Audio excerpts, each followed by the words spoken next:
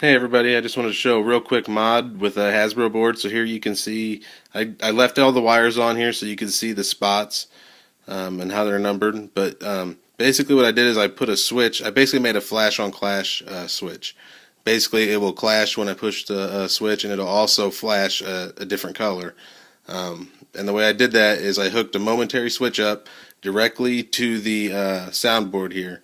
And basically, I left the clash sensor on there, so it's not like I just I took the sensor off and hooked the wires up. It's hooked to the back, so that way, when you hit the switch, it'll clash whenever you want to, but it will also clash with the sensor like anytime it strikes anything. So it'll do both. So it's not like you hook it up to the back and you can only use the switch to make it clash. Then at that point, so you can do it either way. It'll do both. And then also on the other side of the switch, I have it hooked into the green die, the one that I got hooked up here. This one, basically, I just got the switch hooked up, and this one's got a different speaker on it. It's one I bought, so it makes the Hasbro board sound louder. This is the switch I'm talking about right here. Let's see. Okay, I'm having a hard time finding the camera here. All right, there. It's just a small momentary switch, and I got it wired up to normally open for the LED and for the clash sensor. So when I push it, it'll basically flash the color, and on the other side of the switch, it'll make it clash at the same time. And so the one I got hooked up here, right now, I can turn it on, and I just have the clash sensor hooked up to it, not the LED yet, because I got it left open so you could see this. So that's it on right now. And then see, here's the switch. Every time I push it, you can hear the clash. I still got to hook the LED up on this one here, so you can see I left it open. Now,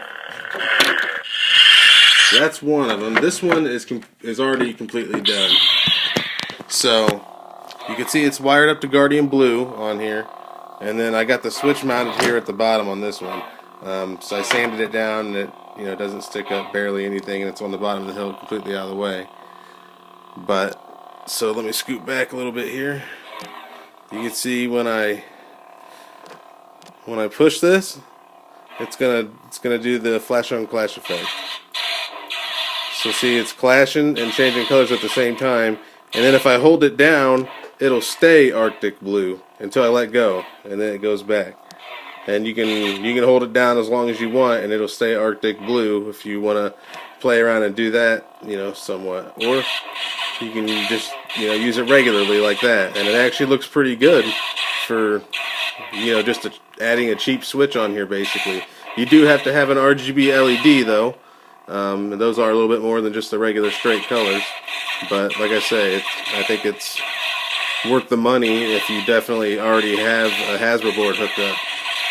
So, but you got to be careful with these Hasbro boards too, because they do got thin wiring. I replace most of the wiring on the ones I do, and then I put them in a sled like this, the parts that are delicate, and secure them in there before. I don't just stuff it up in there. So that'll go on there, and it'll contain some of the wiring that I want to keep safe. Anyhow. So like I say, and then this is the board. So I got the LED hooked into the 5 spot on there, and then got a split parallel connection going to the green die and the blue die. So, and then the green die is the one that's hooked up to the momentary switch, and then the blue is hooked into the main color.